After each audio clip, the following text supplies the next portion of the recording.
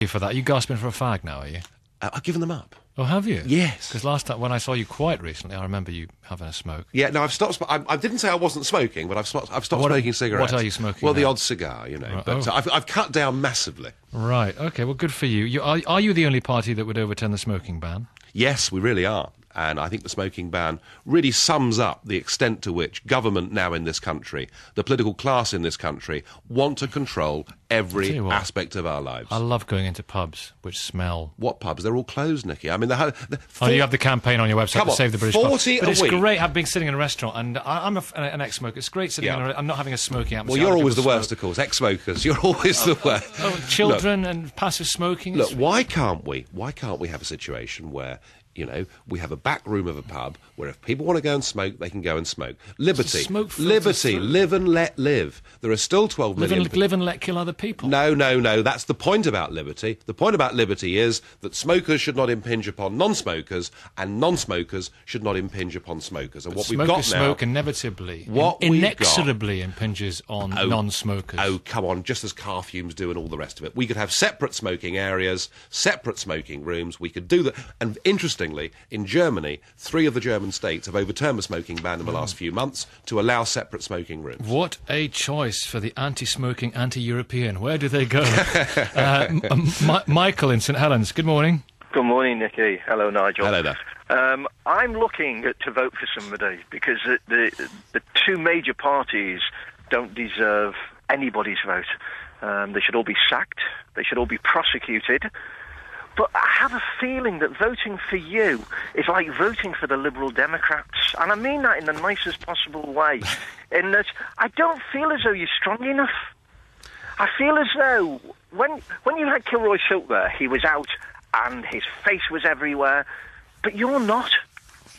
Well, I'm not a celebrity, and we do live in an age and a culture of celebrity, and you're absolutely right about that. However, I have every reason to think that we have an opportunity here, not just to beat the Liberal Democrats in these European elections, as we did last time round.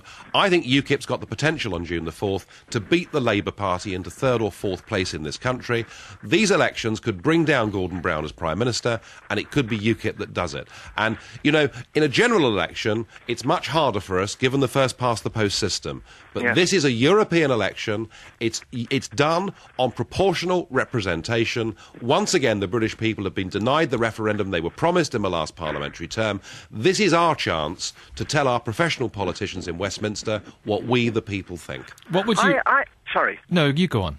I was going to say, I have a small retail shop, which my wife and I run, and we listen to what people say.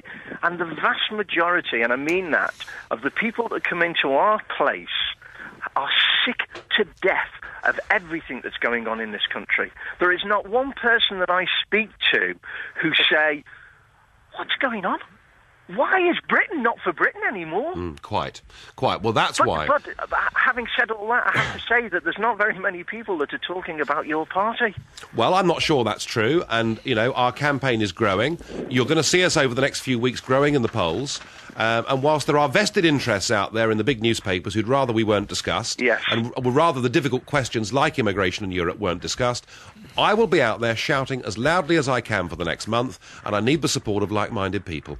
Well, if people really are anti-immigration, though, what? Not anti-immigration, but anti-limitless immigration. Right, that's the point. That's the point. And I have to say, that's what everybody tells me. People say to me, "Oh, Mike, get standing on an election." I said, "You've got to be joking." Well, give us a hand for the next few weeks, then. How about that? Should I tell you something? Unfortunately, because of what's going on, people tar all of you with the same brush.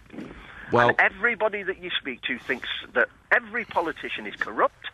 They're all feathering their own nests, and they've all got their snouts in the trough. Whether you like it or not. Well, they haven't all. They haven't all. There are honourable people in all political parties. Let me tell you something. I'm pretty sure that there is. But the problem that you've got is you've got to try and convince the majority of people, whatever spin doctors tell you, the majority of the country think that not you personally, but think politicians are corrupt. They don't care about us. Look, our people, you know, I'm a retired businessman, we've got former school teachers, we've got the EU's former chief accountant, we're all real people. None of us had a single political ambition in our body. We're doing this because we're upset that we've been badly misled by the big parties in Britain, and we want to teach them a lesson. Can you see yourself ever in the future, if you do get your dream and we pull out of Europe, we've only got 20 seconds for this answer, rejoining the Conservative Party? I've no idea. It would have to be a very different Conservative Party to the one that we've got now. It would have to be a party that believed in British laws for British people. It would have to be a party that believed in real parliamentary democracy, the very thing our fathers and grandfathers built and defended.